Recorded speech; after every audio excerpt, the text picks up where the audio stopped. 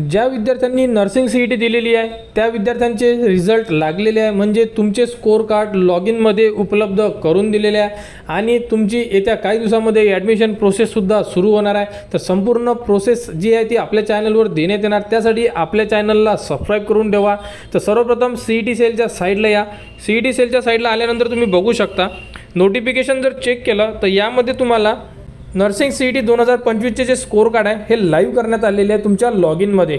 तर सर्वप्रथम विद्यार्थ्यांना लॉग इन करून घ्यायचं आहे। जसे तुम्ही हॉल तिकीट काढले होते CET एक्झामिनेशन पोर्टल 2526ला क्लिक करा, यामध्ये तुमचा ID टाका, पासवर्ड टाका, साइन इनला क्लिक करा, म्हणजे तुम्ही तुमच्या प्रोफाईलमध्ये इन्सर्ट होणार।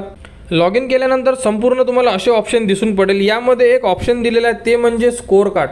तर स्कोर कार्डच्या ऑप्शनला क्लिक करा। स्कोर कार्डच्या ऑप्शनला क्लिक केल्यानंतर तुमचे जे स्कोर कार्ड आहे नर्सिंग CET 2025चे ते तुम्हाला दिसून पडेल आणि तुम्ही त्याची प्रिंटसुद्धा काढू शकता आणि ॲडमिशन प्रोसेस येत्या काही दिवसामध्ये सुरू होणार आहे।